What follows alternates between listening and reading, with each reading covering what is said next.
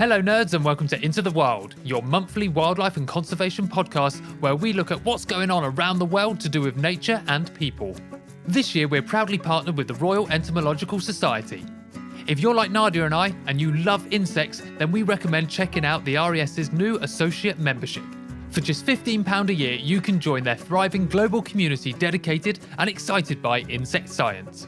This membership gives you access to the RES's library services, a digital subscription to Antenna, and discounts on their wide range of events and publications. Follow the link in the write-up of this episode to learn more and join.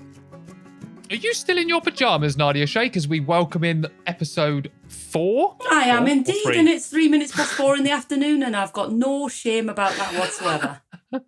Totally forgot what number episode this is of series 2. Is this the 4th? I would like to just give it a random number each time. Welcome to episode 248. Of series 17. Yeah, great. Long-time listeners, thanks for coming back. New listeners, where have you been? Wouldn't it be good if we were like the Sugar Babes, where... Yes, absolutely. End of sentence. Where imagine if there was just like different iterations of the hosts. So at one point it wasn't you and somebody else, and now we're like version 8 of Into the Wild. Version 8. When you fire me and you get a replacement, just don't talk about it and it'll be like Sugar Babes. Do you mean like they should be doing for nature presenters on British TV? Yeah, Controversial. No, I think it works. I think it works for nature conservation to just have one person for their whole life. That goes for TV and the NGO sector. Yeah, consistency is key. I'll just stay here until I die and retire. Yeah, it's a good book title, that. I'll stay here till I die. Welcome to the show. How are you? Welcome to Into the Wild. Yeah, brilliant. Swallows have arrived. Ospreys are back on the island. Jesus, I didn't realise we were starting with a list. God, I didn't realise you were going to talk about nature on a nature podcast. I didn't realise there'd be questions. All right, red admirals are in there plenty today, and so are ashy mining bees. Ashy mining bees have been like the bee of the week. They've exploded. Well, I don't know if that's true. I've never counted them before, but there's way more. I'm noticing them more. That's beautiful. Yeah, enjoying it. Isn't that lovely when your eye is drawn into something that you...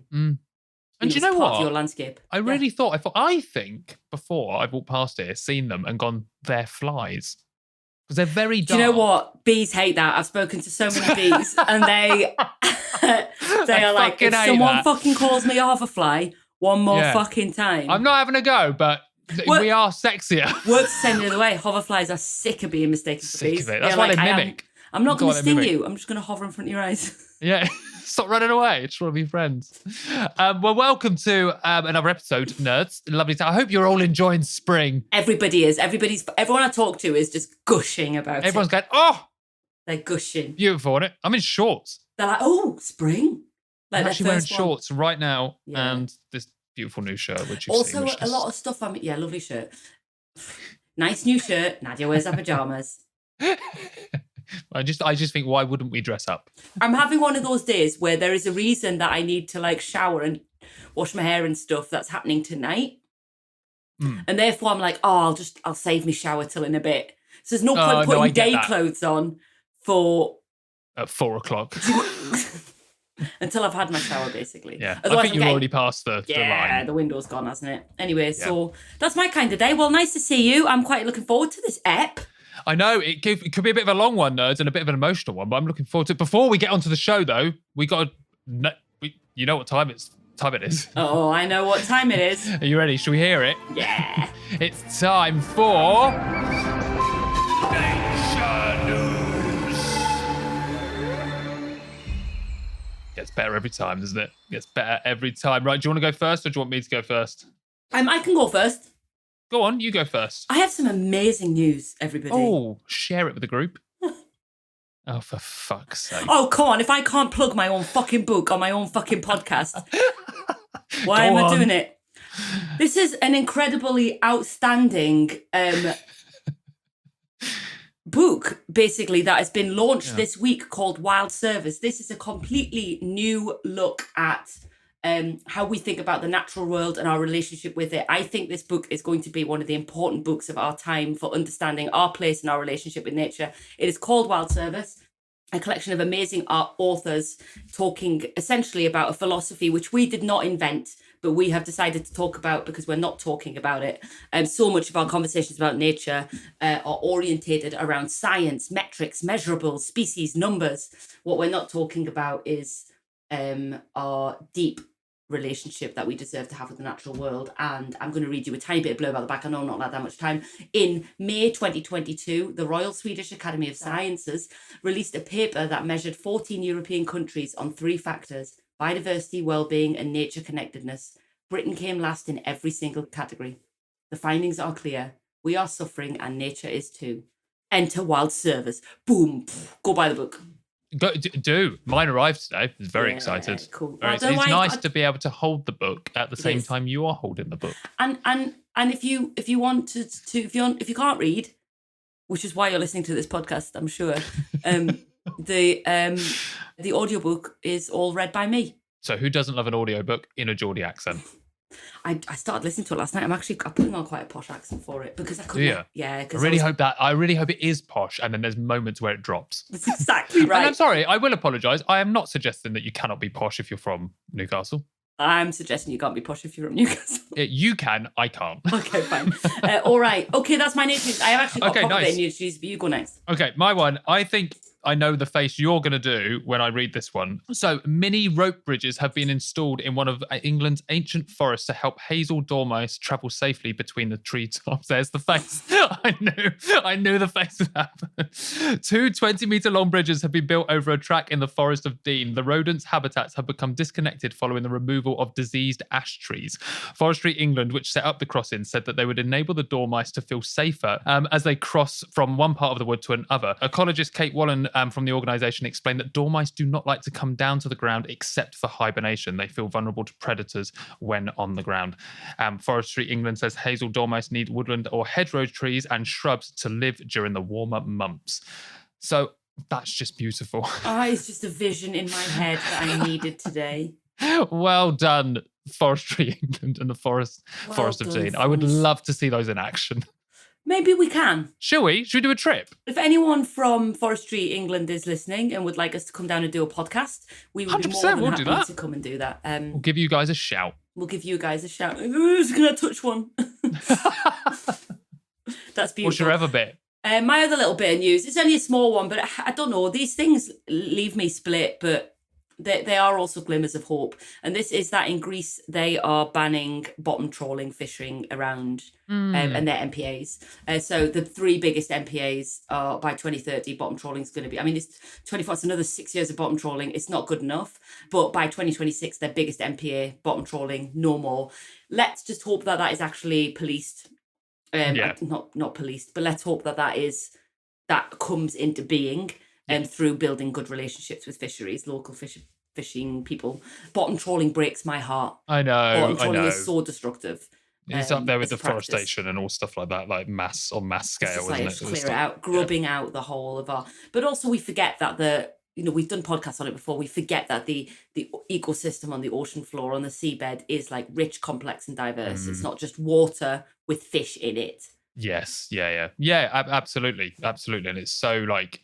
I mean this in a way that's like it's so undisturbed on that scale. Do you know what I mean? Yeah. It's like we're not talking about things going around and really ripping stuff down, or like you compare it to a forest where trees naturally come down and stuff, but the sea floor is going to be very different to that. Yeah, as complex and diverse. So yeah, okay, well that's a good step forward. It's a good step forward, and pressure from anyone in people that are involved in marine conservation. Keep that pressure on so that potentially it happens sooner. But I guess what I'm saying is there are now repeated recognitions that bottom trawling is the fucking shits. What a way to end nature news. Right, okay, so before we go on to our topic, we just got our other segment, which, you ready for the jingle? I want you to review the jingle now after it plays. I want you to tell me how you feel after it, okay? So, nerds, it's time for the Royal Entomological Society segment of the month. How do you feel after that? How do you feel about hearing it? Profoundly engaged more with the world. We can change it one day. You can record one. I reckon we should get you to. Yeah. You heard me Okay, singing so at the beginning of the podcast, if Oscar we leaves did. that in. We did. if. So our Royal Entomological Society segment of the month, starting with some publications. There is an online talk on Wednesday, the 9th of May at 4 p.m. on a physiological entomology related session with Nick Teets from the University of Kentucky and Keele University. And there is some new research in the ICAD, which is the Insect Conservation and Diversity, which shows bees need food up to a month earlier than provided by recommended pollinator plants. Next, the ENTO 24, which is the RES's annual meeting dedicated to insect science, will take place from the 10th to the 12th of September in Liverpool. Registration is now live with options for in-person and online and discounts for RES members. And finally, the new RES bug hunting kits with the NHBS are now on sale. These entomological kits are developed by equipment specialists from the NHBS and the RES, which are aimed at enthusiast field entomologists and those in training. The kits are priced competitively with 10% of each purchase donated to the society. And that is the end of the RES segment. And all the links for all the things I've just said are in the write-up of this show. My God, if you're into bugs, there is so much going on for you. There is so much in insect science. Seriously, if you're not looking at the RES, I do recommend taking a look. And don't forget, you can become a member for just £15 a year. And there's so many bugs. No, but it's true, though. Many. If you want to get into something, fuck birds. Yeah, look under a log. There's way more going on. You'll be there for 6 hours. Right, strap yourselves in, nerds. We're going into our main topic. Nadia, you ready? I was born ready.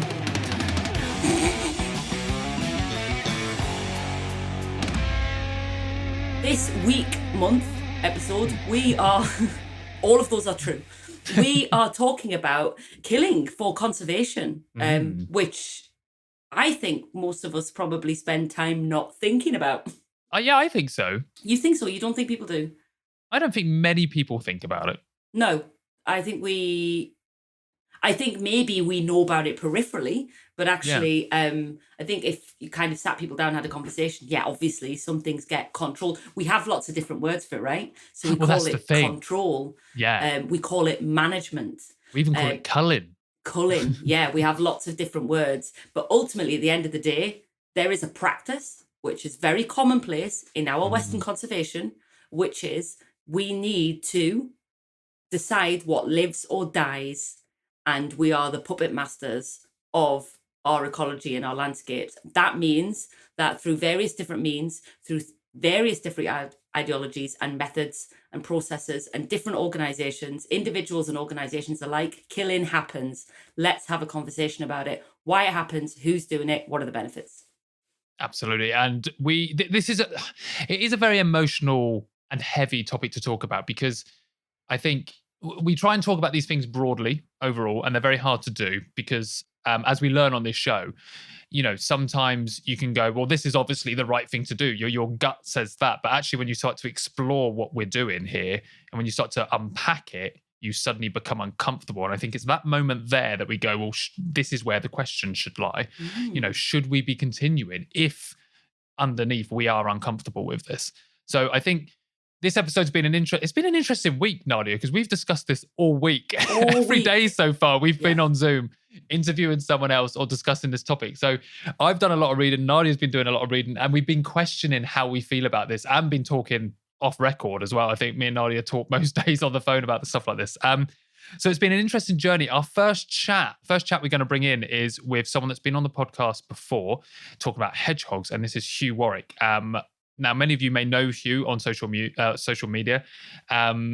A very passionate speaker about what he does, very knowledgeable speaker and a great researcher as well. And he's got a new book that has just come out called Colour of the Wild, which explores this very topic. So Nadia and I wanted to get the opportunity to talk to Hugh about what he has learned on the journey of researching for this book, to hear about some case studies and how he feels about it after a man that has gone out there and read lots of case studies from around the world, what he thinks should be happening. So I'm going to bring in Hugh, and Nadia and I will chat to you afterwards.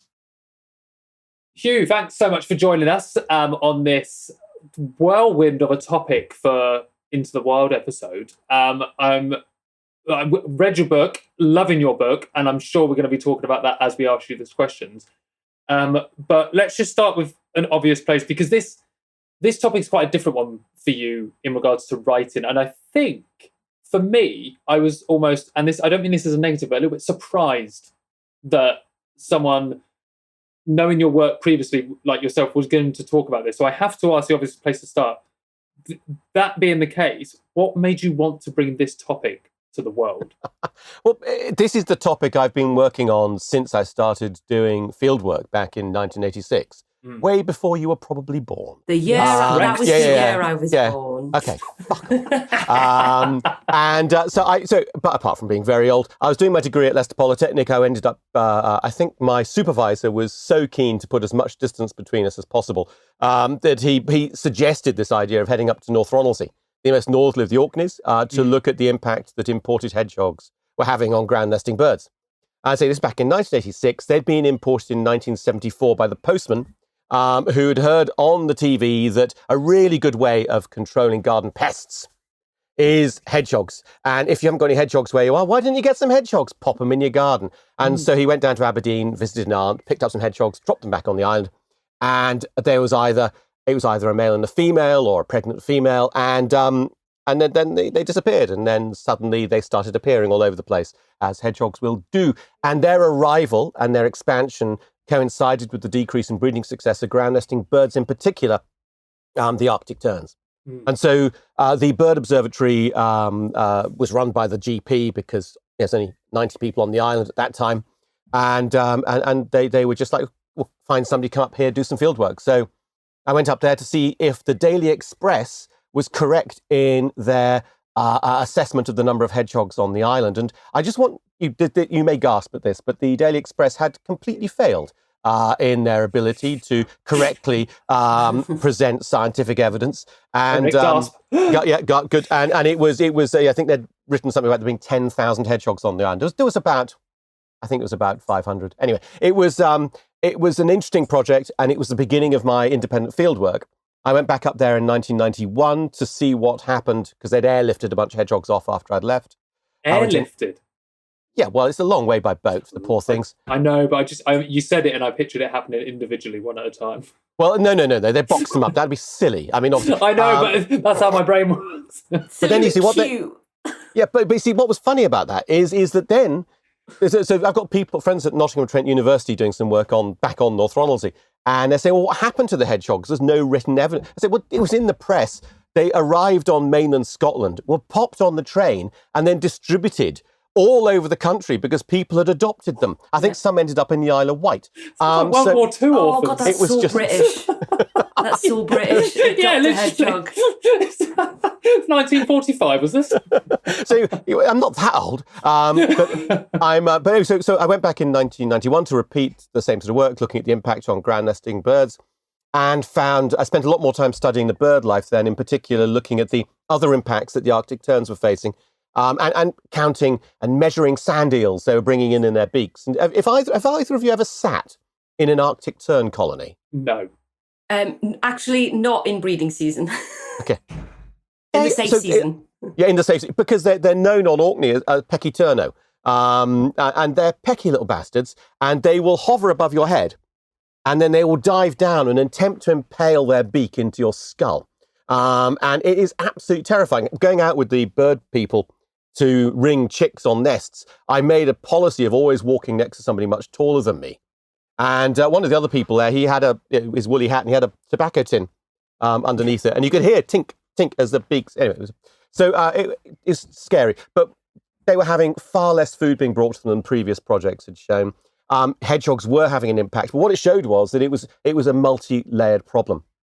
Farming practices were changing. There was less food for the birds, which was possible even then, back in 1991, to do with possible warming in the oceans, because it meant that the plankton on which the sand eels fed was moving further away and out into deeper water, which meant that the sand eels were going further away, which meant that the Arctic terns had to travel further, which meant that the nests were emptier for longer, which meant that when they turned back up, the Arctic skewers, the kleptoparasites galore, would be hovering around there waiting to nobble them. It was complicated. But so when you say this isn't the sort of subject which I'd be interested in, that then led me to become involved with the Uist hedgehog story. So back in 2003, the RSPB and Nature Scotland, as it is now, started killing hedgehogs in the Outer Hebridean Islands of the Uists for exactly the same set of problems, which began in the same year. I think it was the same news story stimulated the same problem. And I went up there to cover that story for Radio 4 and got there and found that they were using some of my research to justify killing the hedgehogs as opposed to translocating them. I actually went up there assuming that they were killing the hedgehogs because something new had been discovered, which meant that they couldn't be translocated. When I found they were using my research inappropriately, I got grumpy, joined the campaign, and 3 years later did the research which ended up stopping the cull of hedgehogs in the Outer Hebrides. So no, I've been involved with this stuff. That was quite a long answer, sorry. I've been involved with this sort of stuff right since the beginning.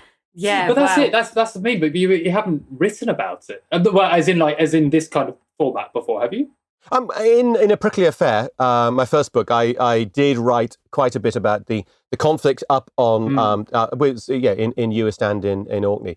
But this is the first time I've sort of gone.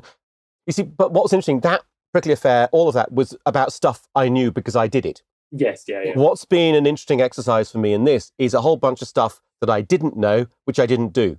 And therefore, the exploration of meeting people who are experts in their own field and getting them to talk to me has been absolutely fascinating. Yeah, that's a really great start. I guess what I'm hearing and what I'm quite often interested in as a conservationist and an ornithologist, which you said that you don't like. I didn't say I don't like ornithologists. But then also, I also mock. That's fair. Well, I mean, basically, how can you not? I know. We open the door all the time. I actually just, anyway, I'm not going to go into that. So I guess I'm really interested in, because obviously conservation at the moment and how we preserve habitats, everything is so like science focused, or supposedly it's science focused. But obviously you were just telling us about your first experience has really tied you, that initial experience has tied you throughout your career. So I guess from like a feeling space, how has it felt for you as a conservationist researching this book when there are all these sticky topics of killing for conservation? I'm interested in that journey for you personally. Well, I mean, I begin the book, actually the first draft of the book began with the word prejudice. I was going to begin it like that. I'm going to come straight out of the gate with, here are my prejudices. Mm-hmm. I have not eaten meat for nearly 40 years. I was 10 years a strict vegan. I drifted. So I was quite good at being a strict vegan, but then I started doing lots of talks with the Women's Institute, and I discovered that my willpower was not as strong as their cakes were good. Yeah, I think that's fair. So I am now what I declare as a vegan. I'm sort of vaguely vegan. Yeah, oat milk on my muesli, soya milk in my tea, but WI cakes fit a different category. So, so that's a vaguely vegan lifestyle. I abhor killing for pleasure. I find it makes me physically sick. I really do have a complete physiological reaction to the sight, to the experiences of people who get pleasure from killing animals. It is something which I really, really struggle with. So feelings, they're quite big in this whole thing. And I needed to meet people who are killing an awful lot. Mm-hmm. Some people were killing very much for pleasure. Some people were killing to enable them to kill for pleasure.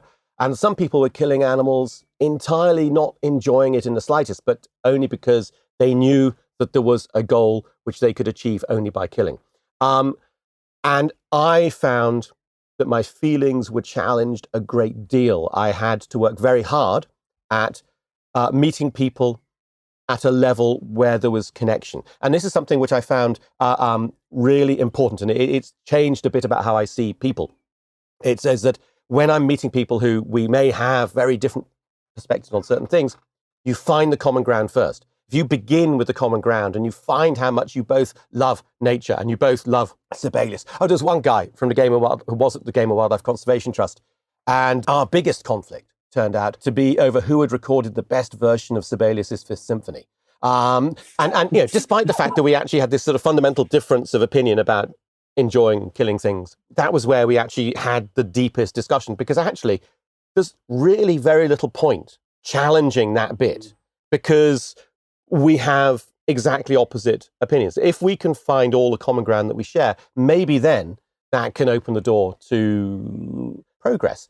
What is the point of argument? It was Joseph Joubert, I think it is, who's So the point of argument is not to win, but to make progress. So this was about trying to find, for both of us, learning opportunities about how things could be in each of these potential situations. However, there were situations where I never made it. I never made it into hang out with some of the harder-edged gamekeepers, the ones who work for the industrial production of pheasants and the like. And every time I got closer, I found myself realizing that I was either going to burst into tears or start shouting, and neither of which were going to be constructive. So did you have any small conversations? What was the extent of getting in? Well, I did in the end. I spent a day with a lovely gamekeeper called Mike Swan, and his absolute passion, the reason he works so hard as he does, is he likes nothing better than an armed nature ramble. That's what he likes to do. And the only way he can have his armed nature ramble is to keep a control on certain species which are on the land he manages, i.e. kill them. And you know what? Mike's absolutely great. Really, really like him. We agree on so much. It's just that armed nature ramble bit where we disagree. I find that so fascinating because I don't know. I think I'm resonating with a lot of what you're saying.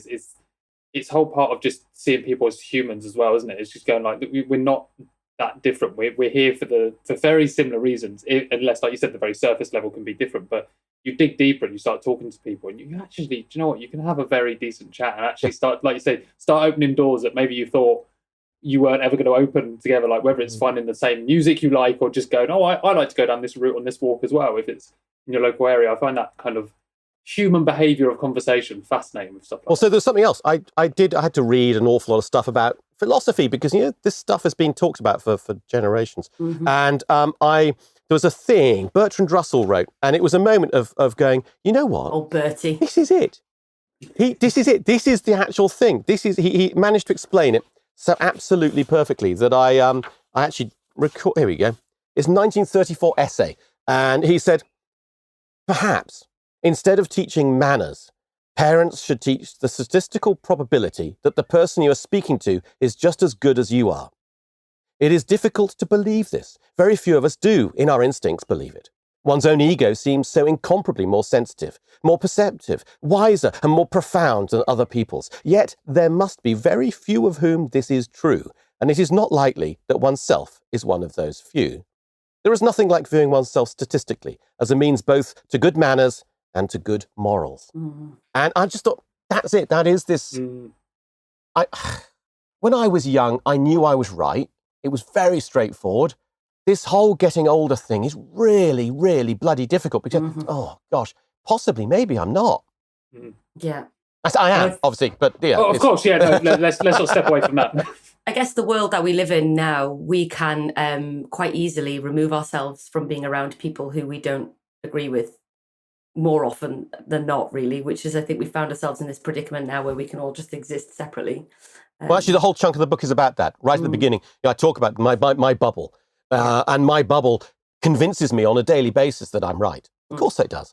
And in fact, it convinces me that my perceptions of most issues are fairly half-hearted. Because, there I am thinking that moderate views and things might be good. But no, it's a really, really challenging thing to go, actually, maybe we need to look outside our own little bubbles. And in fact, in the end, I ended up, the last words of the book are fine wine, which I think is a good way of doing these things. There's some wonderful work done by Rory Stewart on a Radio 4 series about argument and debate. And in the end, he argued that political discourse used to be very much in the shape of a bell curve, normal distribution curve, that most people's views tended towards sort of the middle-ish, and you had small numbers of extremists, extreme views on either side. Or it'd be 3-dimensional, 4-dimensional, how many. But it's like, but now what's happened with the rise of social media, we have been encouraged, because outrage is the way we get attention and attention is currency, we have now created a wine glass, an empty wine glass. And that middle is totally empty. So basically what I'm arguing is we just need I'd suggest claret, really nice claret. Fill that wine glass and then share it and make sure it keeps full so that we don't end up creating that massively polarized way of arguing. Beautiful. How did the British public tend to respond to methods such as lethal control with wildlife? And do you think they change at all when they learn more about the reasons why? or anything? So what I find is that you've got a number of different sorts of schools of thought on these things. You'll have people who are absolutely determinedly, deontological is the technical term I come up with. They have a view, it's either right or it's wrong. And it's simple as that. And there's no shifting. And then there's what I realize I have developed is a sort of utilitarian way of thinking where you end up with sort of checks and balances, your spreadsheet, as it were. And so in terms of the reactions so far have all been extremely positive. I'm waiting for the pushback. There will be. But the book is written in such a way as I wrote an opinion piece for The New Scientist, which should be coming out in a week or so's time. And in that, they were saying, well, you know, give us more of the fight, you know, people shouting at each other. I said, well, actually, the book is more me shouting at myself. It's more the internal struggle. Because I've got plenty of that going on in my own head. And anybody who reads the book, I mean, I do lectures at Brooks University, and somebody posted a picture of the book cover from the Bloomsbury website and saying what a fantastic thing this was. Somebody started shouting on Twitter, and somebody else started shouting on Twitter about, oh, you're killing animals, yada, yada, yada, yada. And I said, well, I think you probably ought to wait until you've read it before you draw an opinion. You're just saying that because you had, and you just shout, shout, shout, shout. And then about a day later, the same person came back on Twitter and just said, well, I've just looked at your social media feed. You probably are not saying that, are you? And I'll read it. Nice. I think anybody reading it would be hard pushed to take too an extreme a view, but it'd be very easy not to read it and form a very strong opinion. Mm-hmm. Yeah. The two aren't mutually exclusive, because I think reading it, you can tell the research that's gone into it. I think you balance it very well, actually, on this topic. You do go into, I can see that argument you're having with yourself, actually, when you've said that now knowing the chapters I've read, I can go, actually, I can see you having that. That's very fascinating that you put it like that, because you're almost debating, you're saying the science side, and then you're talking your emotional side of it, and then almost getting a bit confused in the chapter with yourself, going, wait a minute, I've just learned something and I'm not happy about it. No, and that's exactly it. I mean, and it is, you know, that really is at the heart of it. I mean, I've a number of times it's been. I remember ages ago, I'd been doing field work. A badger had eaten a hedgehog and I was thinking, well, it seemed like it was a minor occurrence. The evidence I'd read elsewhere, it was a minor impact on hedgehogs. And then I met a bloke who'd been doing his PhD on the asymmetric intraguild predatory relationship between hedgehogs and badgers. And presented a very clear case which showed that actually badgers do have a conservation level impact on hedgehogs.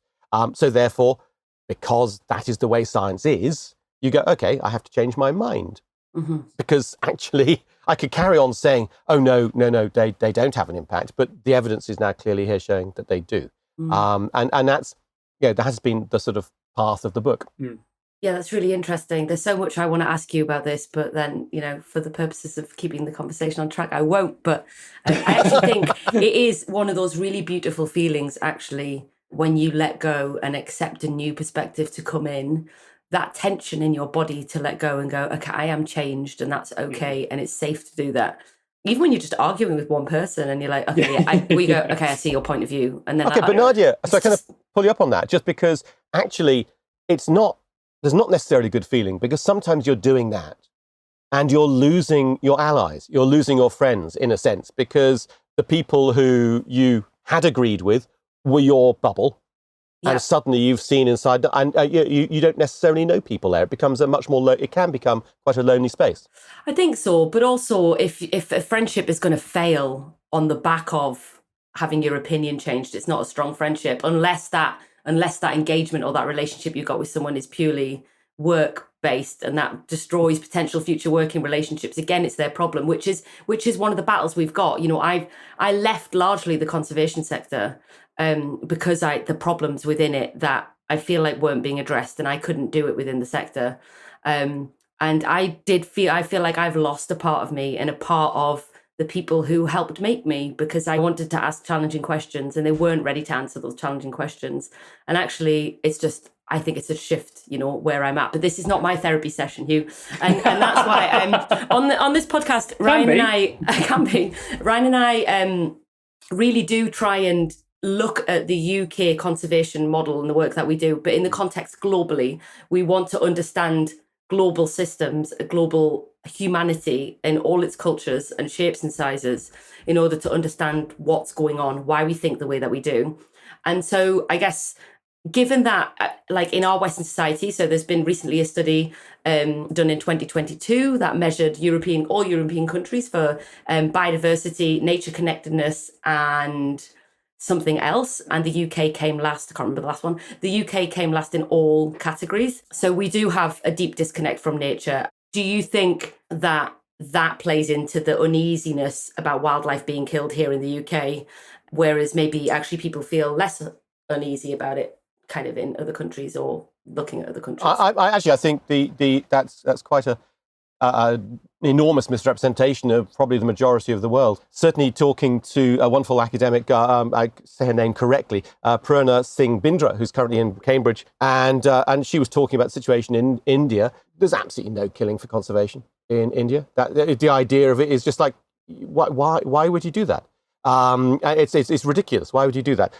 She was saying we have maybe 500 people killed by elephants a year, but you don't kill elephants there may be some revenge. She's not naive, but there is you don't kill for conservation. I gave a lecture in the Natural History Museum in Oxford, and I was having dinner, and two people on the table. They were both from Southeast Asia, and both of them, both women, and they're both very gently spoken, but you could see they had a complete lack of any understanding about why people would kill for conservation. And so I think that there is a really, we have got a very specific utilitarian mind view about these things. So we want to try and find a way through these things, try and win the battle with nature. And there are very different perspectives out there. So I would say actually the majority of people I've had connection with about this topic is more been, that's a sort of a subject we don't really like to talk about too much, but... And it's that this is a conversation which has a lot of people with a but face. It begins and then they go, but. And then it becomes a moment of going, really, we understand, but we just don't like talking about it. I guess you're right. I guess the question was around like the UK population's kind of distaste when they hear about killing for conservation. And is that just because we're disconnected from nature? But maybe fundamentally there is just like it's feeling weird because it is weird. It is weird. There's distaste because it's shit. Yeah. I mean, and the reason we're doing it is because our ancestors have been fucking stupid. Mm-hmm. We've done things. Sorry, is this a swearing podcast or not? Sorry. Oh God, yeah. Okay. But we have done. We humans have done really stupid things. We have taken animals to places and plants, though I didn't touch on plants because that's way too much. But we've taken things to places and they've caused chaos. We've mismanaged the countryside so that it's utterly bankrupt and degraded, so that it's disordered and we have things going wrong. We've done all of this stuff. And so we should have utter complete distaste because we shouldn't have to do it. We shouldn't be living in a situation where we have so much mess to take. My problem is, what do we do about it? Mm-hmm. And do we do okay, I'm getting gesticulatory disease. Do we do like a toddler and go, we'll let nature take its course? And it's like, no, all we're doing is dumping the responsibility for tidying up the mess that our ancestors have made on the shoulders of our already very, very heavily burdened nature. But I guess there is one thing following from Nadia's question, because this is something, when we say humans have done this, humans haven't. A very specific region of humans have done this. There's our ancestors did it. There's the ancestors of indigenous Namibians didn't spread wildlife around the world. It was, I know, but you can't but romanticize indigenous peoples because you've got wherever. No, I'm not romanticizing. I'm saying when we say humans did this, it wasn't, for me, that's not entirely accurate. We like my ancestors did it. But from Nadia's question of going, do you think like the British public are more uneasy about killing? Because there are cultures out there that are fine with removing wildlife from, the ecosystem, whether it's for use or whether it's for control or just removing an animal that's in there. They are fine with that. I think it's interesting. Do you think a Western society struggles with that more than an indigenous community somewhere else? I think that's an interesting. Okay, I mean, I would say that in the Americas, where hunting is quite such a certainly North America and the United States of America, hunting is such a massive thing. Killing killing full stop is a much easier thing to do. You look at New Zealand, what you've got there is an absolutely amazing push to create the enemy. Oh, they're all and the doing enemy, it. Yeah, but it's being done. It's being done in schools. It's like, come on, see how many you can kill today. Possum killing day. And it's becoming. And I spoke to this really fascinating academic called Wayne Linklater. He was from New Zealand. Wayne Linklater, and he's now in Sacramento. And he was just saying, the thing is, it is the biggest diversionary tactic. So New Zealand's operating as predator-free by 2050 plan, trying to eradicate all of, 5 different predators in particular by then. And he said it is a complete distraction from the complete disaster that has been industrial agriculture, extractive industries, which have taken place since humanity arrived there. But more effectively since European society arrived there, and that we are deeply seduced by Lord of the Rings, and that New Zealand isn't just like that, really. And the reason why these invasive non-native species, as they are known, have gained such a foothold there is because we have gifted them the niche. I mean, I've just written a chapter in a book that's come out all about this kind of stuff. But I think it's a really good point that you make, is this kind of like urgency to just kill the fuckers. And actually, it's the same ideology and urgency and fix-it, solution-focused thinking that has caused the problems in the first place. But the short-termism of it is fascinating. It's like, it's just like, kill them. But a guy called Mark Beckhoff, who sort of founded the whole compassionate conservation movement, the point he makes is that people are looking at these problems in the time frame of completing their PhD or a grant application, rather than the fact that in about 500 years' time, ecosystem services will be returned to wherever they were. Wayne Linklater was saying, the rats which New Zealand are trying to eradicate now, give it a few hundred years, and a return to a more sort of undegraded environment, those rats are going to be New Zealand rats, and there will be people campaigning to protect them. Things will change over time. What we need to be looking at is his argument, Wayne's argument, is this, what is it we're fighting for? What is the species really, this totem that we need, the hill we're going to die on is the species, or is it a functioning ecosystem? And for me, this was some of the stuff is towards the end of the book when I was going, oh my God, this is just, I can't cope. Because yes, I treasure the idea of species. I really relish that idea of the biodiversity which comes of it. But he's saying, no, this is such a narrow view of these things. But Hugh, have you seen a kiwi? Bird, not fruit. Yeah. Oh, right, I say, because but how? How am I going to see a kiwi? I just think they're really cute. I know, I get what you're saying, but like emotively. I love the way Hugh said all that, and your counterpoint was kiwi.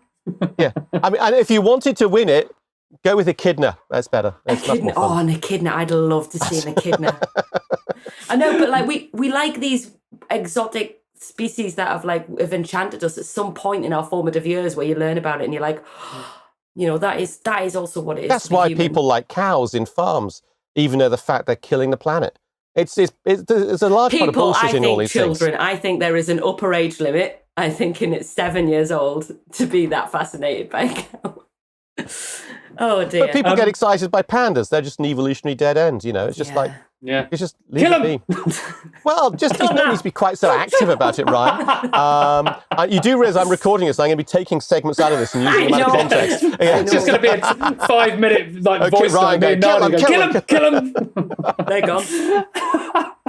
So the purpose of the book is to try and give some degree of sort of subtlety to what can be quite a vigorous area of contention, but also, I mean, there is humour to be had in there because of the ridiculousness of it, and you can look at this and be very po-faced and be terribly, terribly sort of austere about it, but actually, as I say, and I'm going to say, we humanity in all its forms have done stupid things. I actually argue in the book that Homo sapiens is the most unlikely and inappropriate Linnaean binomial. And that actually I worked it out. We should be known as Homo ochisor, which is man the killer. Very I know. Sorry, I brought it down again, haven't I? Sorry. That's the end of our... Lovely. Remember to follow us on social media. Ryan, ask a good last question.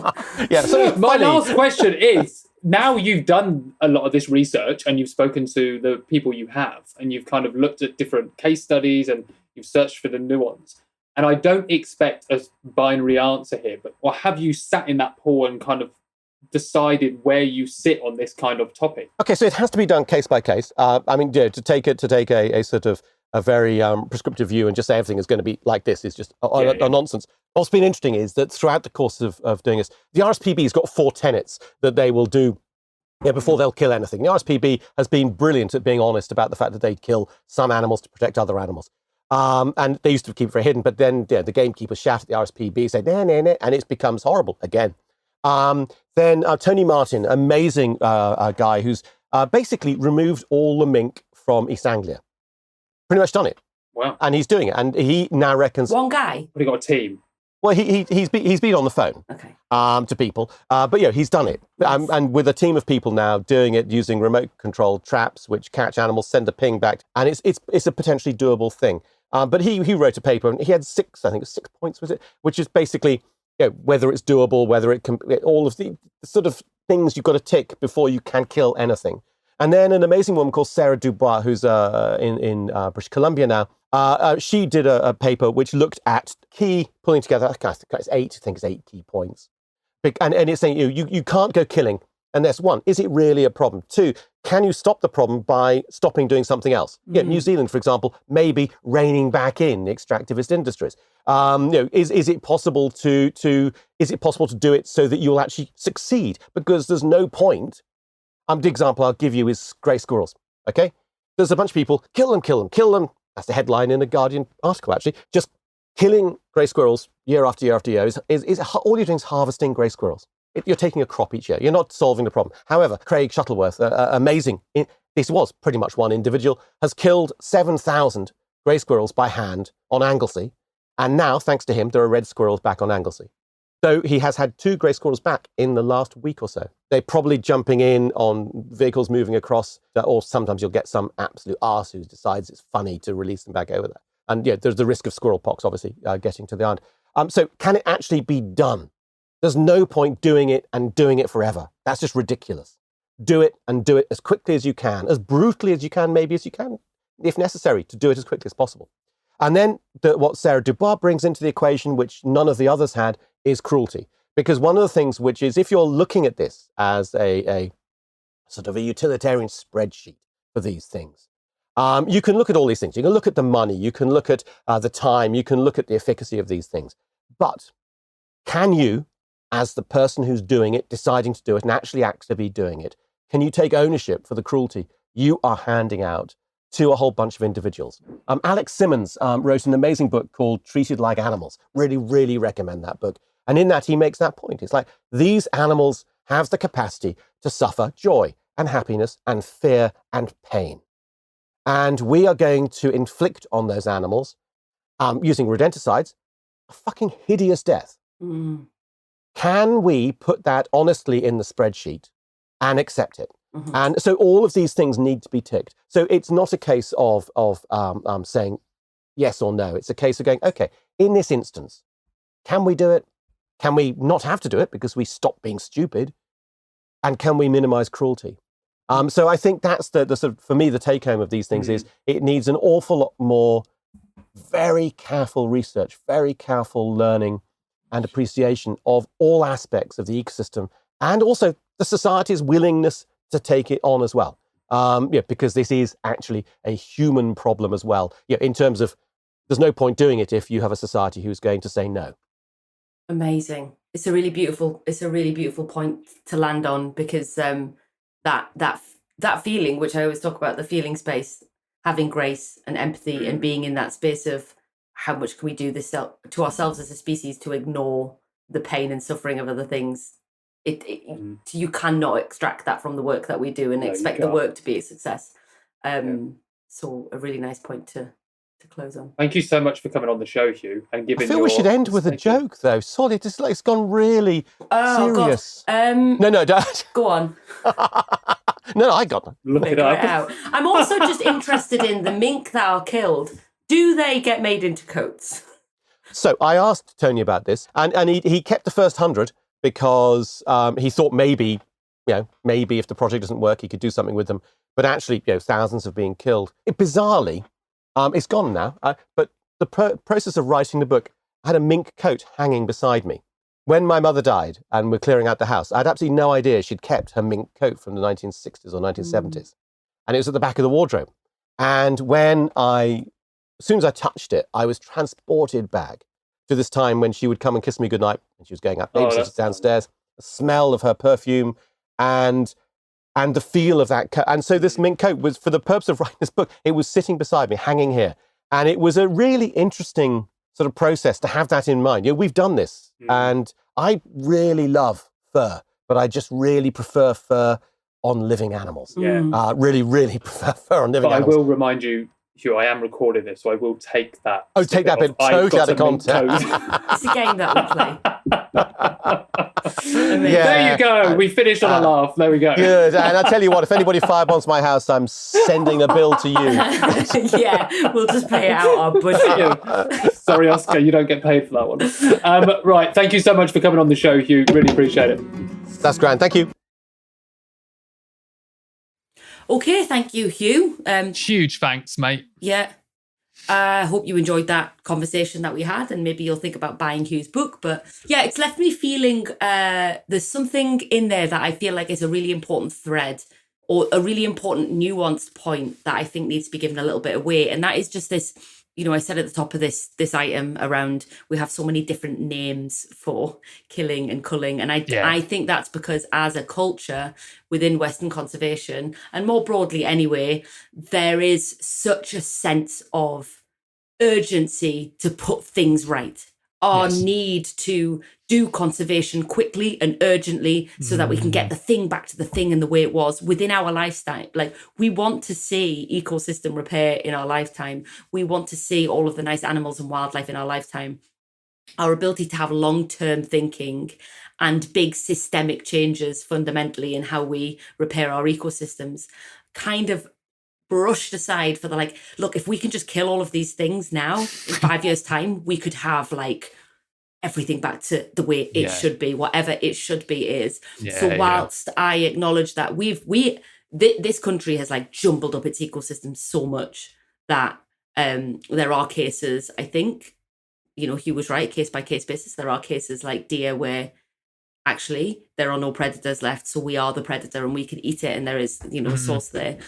What is missing from that, I think, is that when it comes to choosing to take a life, an important part of what it is to be human, which I think we've lost from our culture, is to have respect, ritual, and grace for taking that life. And we replace that with our grief at loss of the thing that's missing. And the thing that we kill is a proxy for that grief.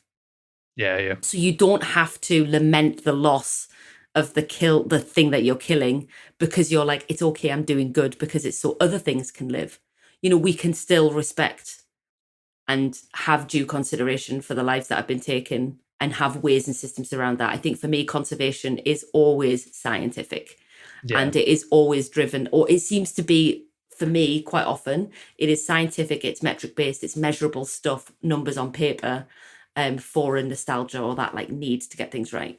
So it's complicated. I still think that we probably had some more nuance to dig into that conversation around the kind of the Western squeamishness around death. Well, that's the big thing. I think I really want to revisit on that, if you don't mind me cutting in there, because I think it was a point that we kind of we almost discussed, and it kind of we went off of it as well, because we do have that squeamishness in this, especially in the UK, over death and loss and stuff. And I think whilst we can have many of us be very upset at the thought of maybe deer being culled or being shot or quote unquote controlled population wise, we'll have a large population going, no, that's horrible, I don't want to think about that, whilst at the same time eating chicken from a farm that cannot be traced back to where they got it from. I think there's a level of kind of, that's where it shows the disconnect, or just not even be fussed or aware that sewage is being poured in our rivers. It's that kind of disconnect,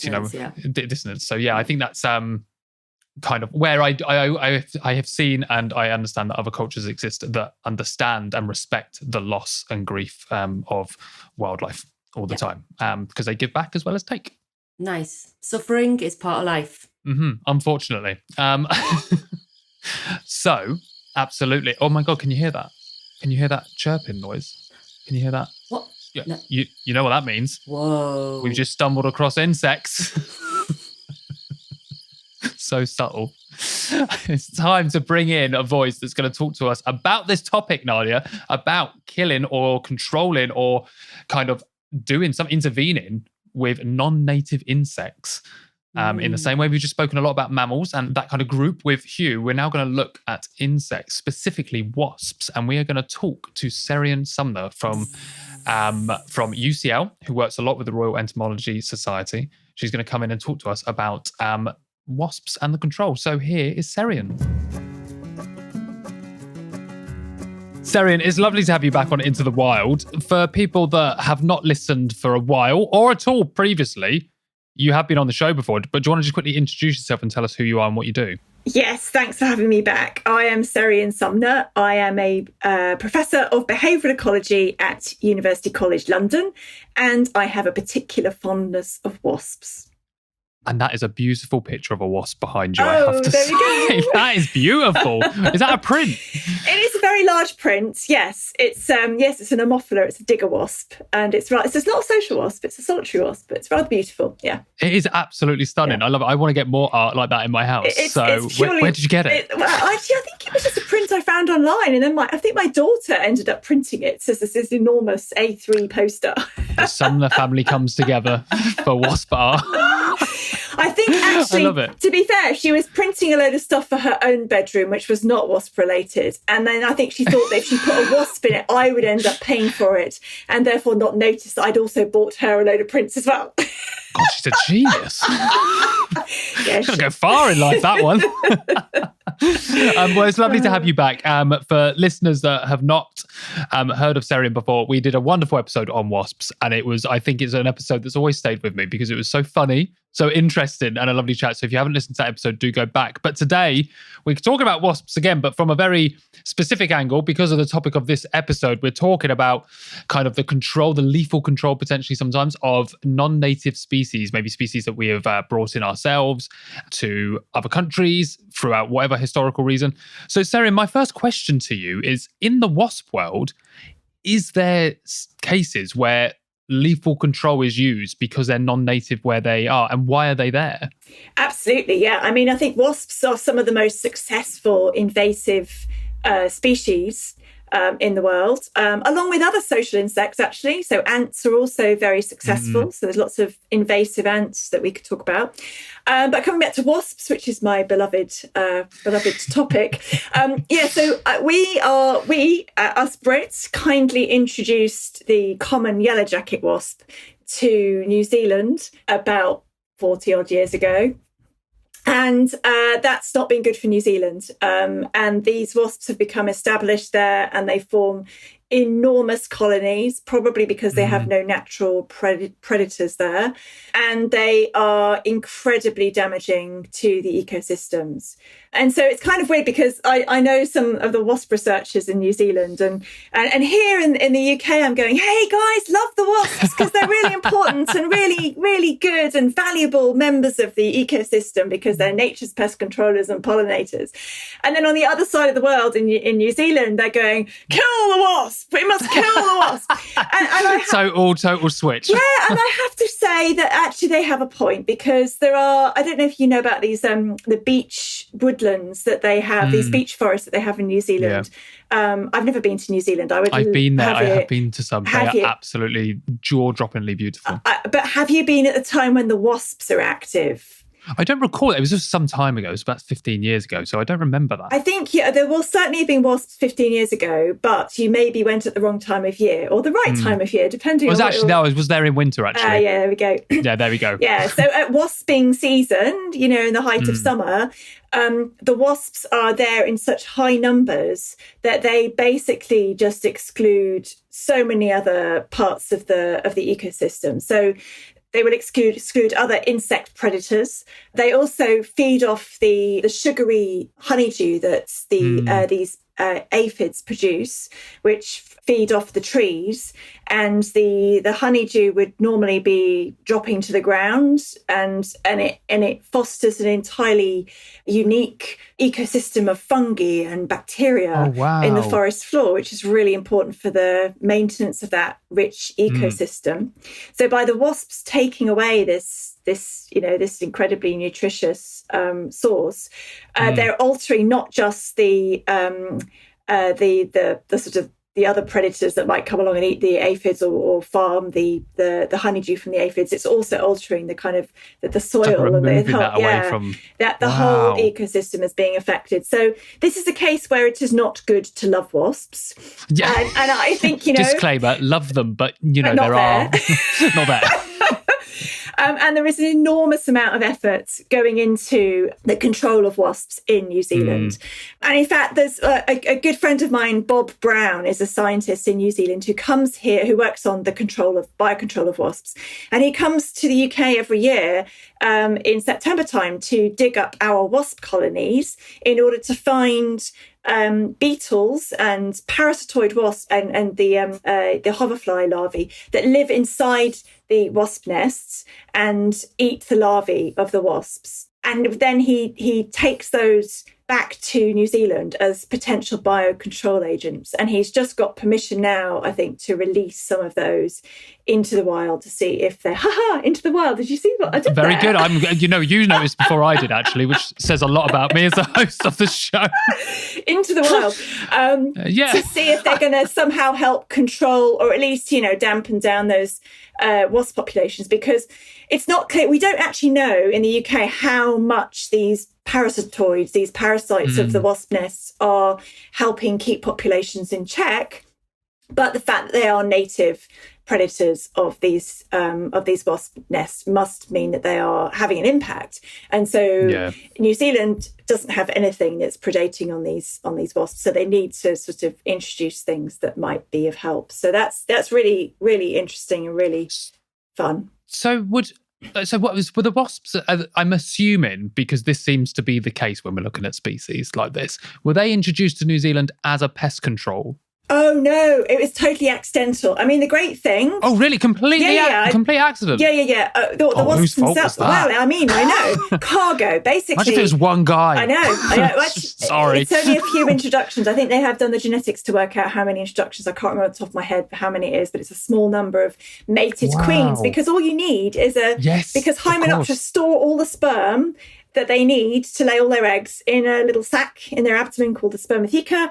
And in the case of social wasps, like the yellow jacket wasp, they mate with multiple males. And so they're actually even just one queen arriving in New Zealand would have this genetic diversity in its brood because it's mated with multiple males.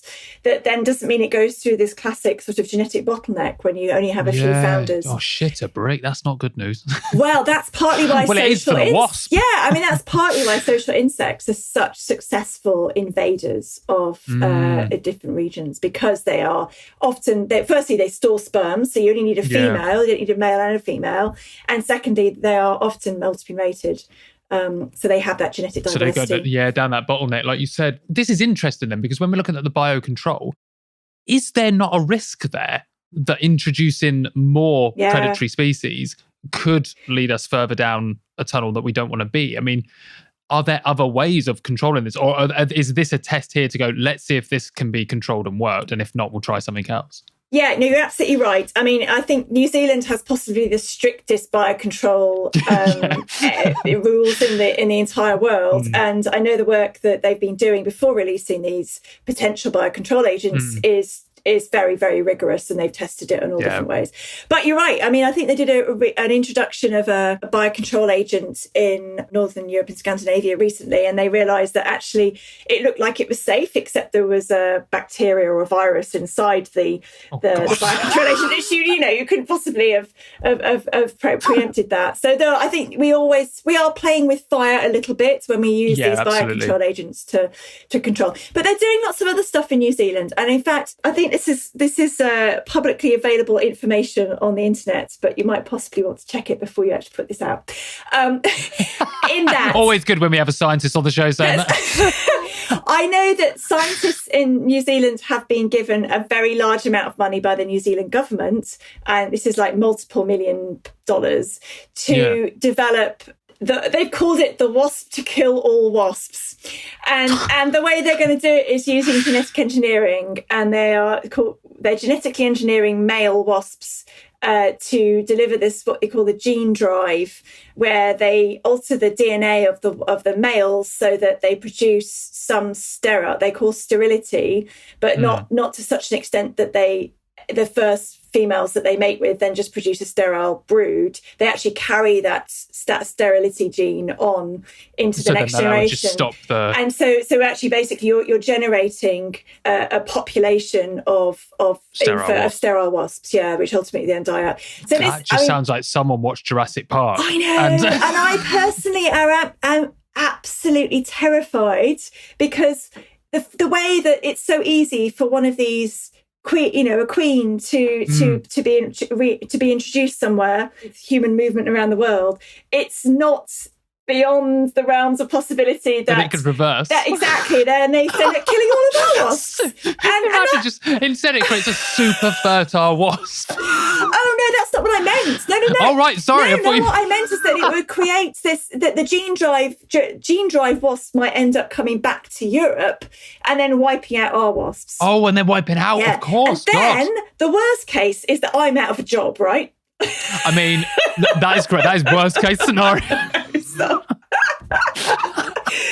I wish more scientists would be more honest like that, Serian. I really wish they would be. I know, exactly. It's just all about me. No, it's not all about me. It's about the ecosystem. And, everyone asks me what would happen if all the wasps died out. Because everybody talks about if all the bees die out, humans will die out within 4 years or whatever. And there's no substance to that. But, life would be tough when the bees die, if the bees die. What about wasps? Would life be tough if wasps died out? And it would be, because wasps regulate all these other insect populations. We would be inundated with, flies and spiders and all sorts of other arthropods. So wasps are doing a really good job in keeping their populations in check, as do many other top predators in ecosystems. So absolutely, they are a really important part of the ecosystem. So yes, it would be very bad if wasps, which are native, are wiped out. Suddenly wiped out. But I'm sure that won't happen. And I'm sure it'll be fine. Also, I think it's good to risk assess. It's good to risk assess and highlight these things. So in order for them to make sure that doesn't happen, they are, of course, going to be doing thorough surveys of the type of genetic diversity that they find in native environments, making sure that the genes that they edit are genes that are not found in those native environments. So it should be fine, but I just, you said Jurassic Park. I'm slightly worried about that. I mean, I don't think it'll be that level, but No. Sounds like someone watched it and got an idea. So my last question for you, just to kind of wrap this up, because on the show so far, we've kind of, we discussed different levels of whether we should be doing this, although we've made errors and maybe accidentally or in purposely taken animals somewhere. Should we then control them, or should we let nature take its course, or should we alter it? Should we kill them? Should we, do these biocontrols? For you, what do you think? Where do you sit with that when we're looking at wasps? Do you think it is our responsibility to take ownership of this and clear up some mess that we have created, whether accidentally or purposely? Or do you think it's more of a case of we're just going to have to, maybe the safest bet and the most ethical bet is to actually just step back? So I think I'm going to sit on the fence here, because I can see both sides. I think there's a really interesting case much closer to home, actually, which is with the yellow-legged Asian hornet, which is invading Europe. So it arrived in France in 2004. Again, it was only like a handful of queens. And now it expanded at 100 kilometres a year across France. And now it's spilled over into much of continental Europe.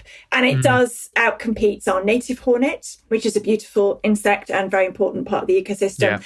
But in a way, it replaces its role in the ecosystem as a top predator. But it's a much more voracious hunter than our native hornet. Right. And beekeepers in particular were concerned about it. And I know beekeeping is really important as an industry, but there's also the wild insects, wild bees to worry about. Yeah, a lot more of them. And actually, the the information that is coming out now is that these Asian hornets, these yellow-legged Asian hornets, are potentially more of a threat to other social wasps than they are to honeybees. And so that terrifies me. And then last year we have had a few visitations and records in the UK over the last few years. But last year we had more records than all of the last 6 years put together. Wow. Until last year, the UK government had a very effective system for when there was a sighting, they would track down that hornet and they would locate the nest and they would remove the nest. And that works when you have just a few invaders. Sites. Yeah. But I'm very, very interested and scared to see what happens this summer, because they're already seeing queens in parts of southern England, which means that actually they must have overwintered, which means there were successful nests that produced sexuals which were clearly not destroyed. So it is only, we've always said it's a matter of time before they're here. And I think they are now here. So what are they going to do in our ecosystem? Well, it's almost impossible to control them. That doesn't mean we shouldn't try to. So I think we should continue the very effective mechanism for removing nests where we can. But there's no way that we will completely. You can see in France how successful these insects have been. But there's some interesting anecdotal ideas, stories about how the impacts of the yellow-legged Asian hornet in France, for example, it's been there for longest, like 20 years now. It has not been quite as extreme as they were expecting. And so it's a possibility that, the ecosystem has kind of put itself in equilibrium and it kind of, things work itself out. And the Asian hornet needs prey, a certain amount of prey, in order to produce colonies successfully. And so if the ecosystem can't support a huge influx of these insects, then ultimately those will also start, their own populations will start to be regulated. So I think we have to be realistic about the fact that, yes, we should try to stop these invasive insects, but ultimately they are a lot cleverer than us. And I think there's a really interesting story about the another kind of invasive insect, which is the harlequin ladybird. Which has now more or less completely replaced. It's completely here now. Yeah. It's completely here now, and I'm not a ladybird expert, but I've heard the ladybird experts say, well, they are kind of fulfilling the same ecological niche that our native ladybirds filled. And so in terms of the ecosystem being stable or evolving, it's kind of, that's what happens in nature. And there's always been dispersal and range expansions and contractions through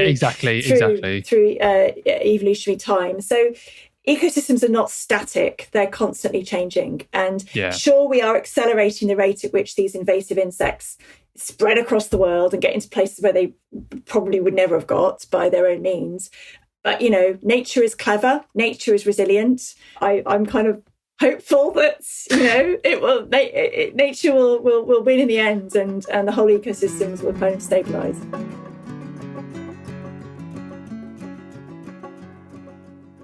Huge thanks to Sarian for coming on the show again. If you haven't listened to her episode about wasps, I think about a year and a half ago, do look back and search for it. It's such a lovely episode. As you can see, she's a beautiful communicator. It's filled with humour, which I love when I'm learning about wildlife and stuff. A really interesting point from Sarian there, though, about wasps specifically and some insects, is that, again, it is case by case. There are some insects out there that, like the harlequin ladybird. Now, we will both admit we're not ladybird experts, so I'll be careful what I say here. But there are many people that believe that the harlequin ladybird is now delivering what some of our native species would deliver. So from an ecosystem perspective, have we lost there? We might have maybe losing or have lost certain species of ladybird, but we have not lost the job that is being done. Whereas there are other species, such as the Asian hornet, which is currently being reviewed at the moment. They're definitely here, which Sarian said, which is a case that is going to be reviewed ongoingly because there are some concerns, or it might be kind of fine. We're kind of unsure at the moment. So really interesting how it's that kind of case by case again. So thank you, Sarian, for coming on the show. Nice. I really like that. I think that we need to give more grace and celebrate more species that are here. And when you are feeling a disdain towards them, spend time with that feeling. Why are you feeling that? Because there have been things that we've lost. Take a moment to grieve it. Take a moment to welcome things that are doing and providing a lovely little ecological niche for us as well. Absolutely. Okay, so lastly, but not leastly, it's Absolutely leafy. not leastly. We're now going to look at plants. Well, actually, when me and Ryan were planning this episode, I was just like, do you know what? There's actually something I talk about in the book that I plugged earlier on, which was this idea of species hierarchy. And so often we do, like me and Ryan, we're guilty of this. We want to talk about the big sexy animals. We want to talk about the things with charisma, the things that we relate to as humans, the things like dormice that we can be like, oh, it's so cute. But plants sustain us. Without plants, we are dead. And plants need the kind of love, care, and attention, and respect and acknowledgement, that all animals do. And there's nobody who loves plants more than Leif Sweden. This guy is, oh my God. I think he just annoyingly emotional about them, but Yeah. I love it. Yeah. He just like photosynthesizes every morning, and he's just like, He's very rooted. he's so rooted. And So actually, rooted. yeah, so I can imagine we don't think about, when we talk about killing, but you don't think about plants, do you? Absolutely. But it happens.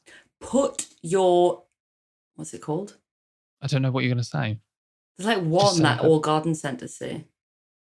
Bleach. Fucking hell. You can tell you're Petrol working bomb. class. Hot water. Boiling water.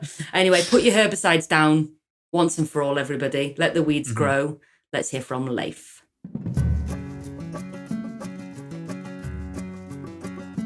Leif, it is lovely to have you on the show, and I don't mean this in a offensive way, but when we're not just talking about a book, we're actually here to talk about a topic. So refreshing, isn't it? I do tend to, I do tend to bang on and on about these things that I've written. So yeah, it's quite nice just to have you on to talk quite about nice. plants generally. Yeah, it is. I feel I don't know, justified in being a botanist rather than just a writer, just being here. Oh, so thank but I'm glad I've done that for you. you. Yeah.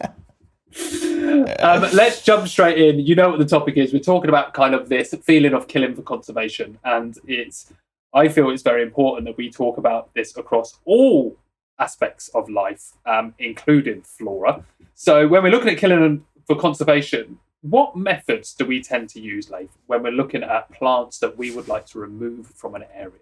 So yeah, obviously with plants it's slightly different. I think with a lot of animal culling, it requires, some kind of like fieldcraft, basically, because it's humans hunting other animals. So whether that's stalking or trapping or tracking or shooting or whatever it is, it requires that, like, I don't know, a certain level of skill, if you like, that we don't tend to see in a lot of life generally. Yeah.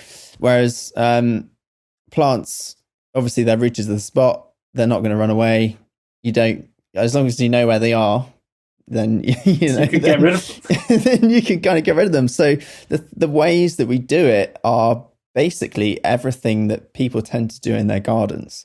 So cutting stuff, felling stuff, just like chopping things, uprooting plants, poisoning plants. In some cases, well, in quite a lot of cases, herbicides and things are used. So yeah, generally speaking, anything that you can think of that people do to plants in their gardens is done to sort of cull plants in the wild. And is it easy to target plants in regards, when you're talking about poisons and herbicides? Are these like generic ones, or can these be targeted per species? That's a very good question. So generally, well, there are basically different levels. There's like increasingly powerful herbicides. So some plants that maybe you want to get rid of, just need like a general glyphosate herbicide, which is used incredibly widely. But I do think perhaps with things like, I don't know this for sure, but I think things like rhododendron, I think maybe because they're so hard to get rid of, I think maybe they have a more powerful herbicide. But to be completely honest, I'm not entirely sure. Yeah. How do you think, like, because one of the topics that one of the focuses we've had on this kind of conversation, on this episode so far, is our kind of feeling towards removing. But do you think kind of that needs to be consistent across the board? How do we feel about removing hedgehogs from an island where they're not meant to be there? But, if we were talking about like Himalaya balsam or something, the feelings aren't going to be the same. But I know it sounds weird to say, like, should we feel more empathy for the hedgehog than we should the Himalaya balsam? But, like, across the board, do you think it should be consistent, or how do you think people feel about that? I think that, I agree. There is an inconsistency. I think people are always going to feel more empathetic towards animals just because, they're more relatable. In the vast majority of cases, the animals are talking about, they've got faces, they've got eyes, they move around in the same kind of ways that we do. And so naturally there's that level of empathy, which we wouldn't necessarily get with plants. But we tend to think of plants as being boring. We tend to think of plants as the background and like the scene set for the animals as being the main characters to run around and play around in. We never think of plants as the characters as well. And as you know, I spend a lot of time talking about that kind of thing and how actually it's really important to think of the plants in the same way as we think of the animals. But yeah, it's a weird one. You generally, people are a lot less emotive talking about plants than they are talking about shooting deer or culling squirrels or whatever. And I think actually that's largely down to the fact that gardening is a thing. And the way that we take these plants out is using the same methods as we use in gardens, all that sort of chopping and cutting and, uprooting and stuff. That's something we're very used to seeing, whereas we're obviously not used to seeing things being shot as much as stuff being cut back in the garden. Well, so one of the questions we've asked Hugh Warwick that was on this show, and something he explores in his book is, should we be doing this? So I guess for plants, do you feel we should be removing species that should not be here, species that kind of take over certain areas of plant? Do you think we should be removing that, putting the time, the resources in, or do you think we should just let nature, so to speak, take its course? Or what do you think is the right thing to do when we're looking at plants and the removal of them? Very good question. Wow, so many different things to say here. Yeah, and it could be a case by case, which we have already said. Yes. I mean, yes, that's the first thing to say, is very much case by case. I would say that, so recently the Botanical Society of Britain and Ireland released this big 20 plus year study that revealed that for the first time ever, more than half of the wild plant species in the UK or Britain and Ireland have been introduced by humans rather than occurring here naturally since the Ice Age or whatever. More than half? More than half. Jeez. And it's very easy to sort of immediately think that's a really, really bad thing. But actually the vast majority of those plants are not causing any problems. They're not causing any harm or whatever. A small number of them are invasive. You've mentioned Himalayan balsam. I've talked about rhododendron, those kind of things.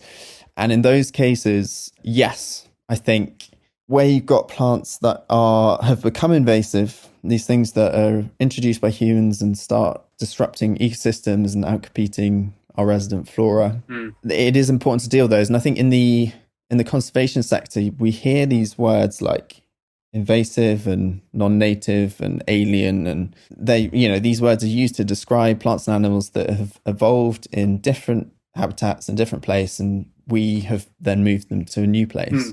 And obviously those terms have massive political implications too, because they're very loaded terms, twinned obviously with language that's used to describe immigrants and things. But it's worth remembering, of course, that we're the ones who brought a lot of these things which are causing problems here on the back of us doing some really pretty dodgy exploitative stuff on the other side of the world.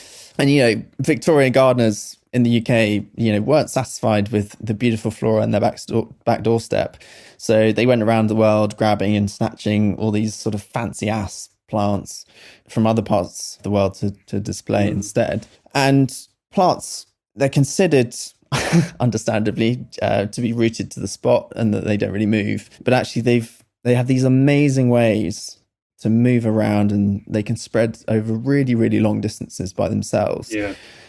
But naturally, that would happen really, really slowly. And so in each new place that a plant germinates, they've got these sort of natural checks and balances in place that stop them from dominating and sort of spinning out of control. And so obviously when we take them and plonk them down in a new place that's completely different on the other side of the world to where they've evolved and adapted to being part of an ecosystem, then there's nothing there. Those checks and balances aren't there.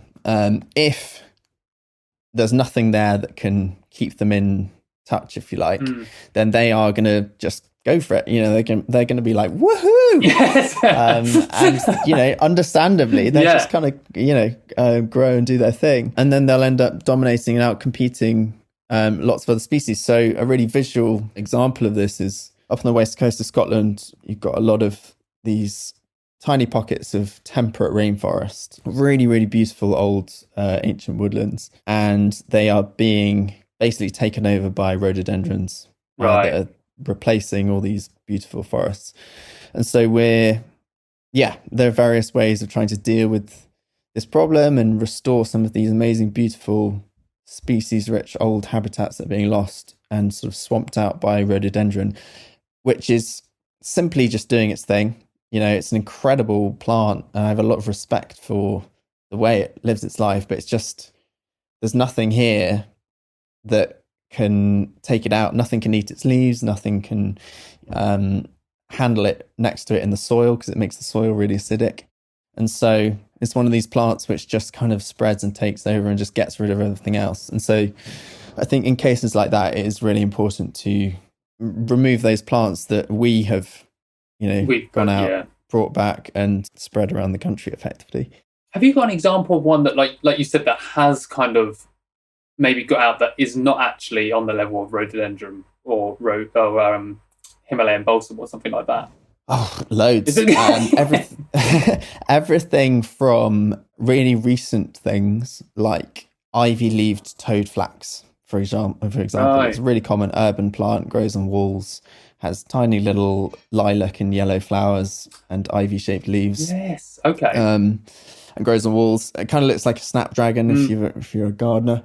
And yeah, it just kind of hangs out on walls. And it's just a really cool plant. It's great to show people on urban plant walks and stuff. It's not causing any problems, and it's just kind of doing its thing in urban environments. That was introduced in, I think, the 1700s from the south of Italy. And then you've got really old things like a lot of our arable plants that grow in like crop fields. Well, that haven't been herbicided. Yeah. And those, a lot of our things like poppies, for example, they came in with agriculture sort of 6,000 years ago. Basically, their seeds were in the grain that were brought across from Europe. And so these are all like European plants, these things that we, the poppy is obviously such an iconic thing. One of the plants, I would say one of the plants which most people have probably heard of the word poppy, even if they don't know what it looks like, which obviously is relatively unusual to have a plant that's so well known and kind of worshipped as this symbol of almost like Britishness at times. And it's like, it's not, it's this European plant. Yeah. So yeah. Do you just say that every November? Yeah. Where's your poppy? It's not even British, mate. Not even British. Europe. Actually a German plant. Yeah, so we have so many plants that are just kind of fitting into our flora and, quietly doing their thing, which is brilliant. And obviously that's going to change loads as well with climate change as well. As things get warmer and too hot in Europe, things will start migrating north. And yeah, I'm all for that. But we've just got to make sure that it's generally plants that have come from completely different ecosystems that are completely unlike anything that we have here. So yeah, rhododendron, Himalayan balsam, all their checks and balances aren't here. So we kind of have to keep an eye on that so that we can be the checks and balances effectively. I can't imagine that there would be many more plants that end up as sort of out of control as rhododendron. It has kind of got to the point where it's going to be incredibly difficult, if not impossible, to completely get rid of that plant from all across the country. But Yeah, it's a very, very small number of cases for sure. Huge thanks to Leif again for coming on the show. I always love it when Leif's on. I always love so having a lovely. chat with him. It's great. And interestingly, saying very similar things to Serian, but on a plant level, which is, case by case. There are some plants out there that have escaped from gardens. Imagine him running along. Escaped, yeah. Just running down your road, knocking bins over. That are not causing too much trouble, but not really taking over or like delivering for some of our maybe insects as well. But there are others out there that are really taking over and that really could be done with, like, winding their necks in a bit. Rhododendrons being one of them, and Himalaya balsam being another one, and Japanese knotweed and things like that. So huge thanks to Leif for giving some perspective on plants. And to wrap up this kind of... Wrap it up. This topic of killing for conservation and also just intervening in general as well with different methods that might not be lethal control. We've said it on the show a couple of times. I think for me personally, case by case, and I think I do agree with the point Hugh made, like, maybe the lethal control, we're too quick to get there without kind of asking why we're at that point. So I think maybe looking at this as a longer term thing rather than a quick, we want to do it quickly. I think it's a tricky one because it's so easy to disconnect yourself away from the activity actually happening. Yeah. But a lot of us will always spend that time not actually reviewing how we feel about it.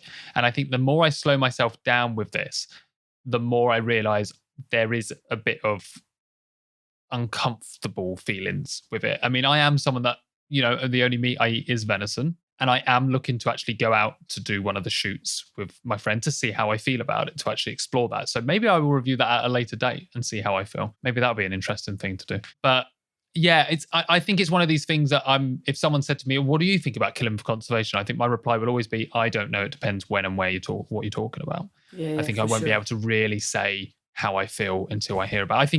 I think it's an option that should be on the table. I don't think it's the first option, is my wrap up. What about you? Yeah, no, I totally agree. I think we are too trigger happy in the name of conservation. I think when you wear your NGO branded polo shirt, there is a sense of carte blanche to do what you want because you are the good guys. And believe me, I've been there. I've been in that, I'm sorry, we're just going to have to do it so we can repair our ecosystems whilst still living a life that feeds into the systems that are actually killing it from the top end.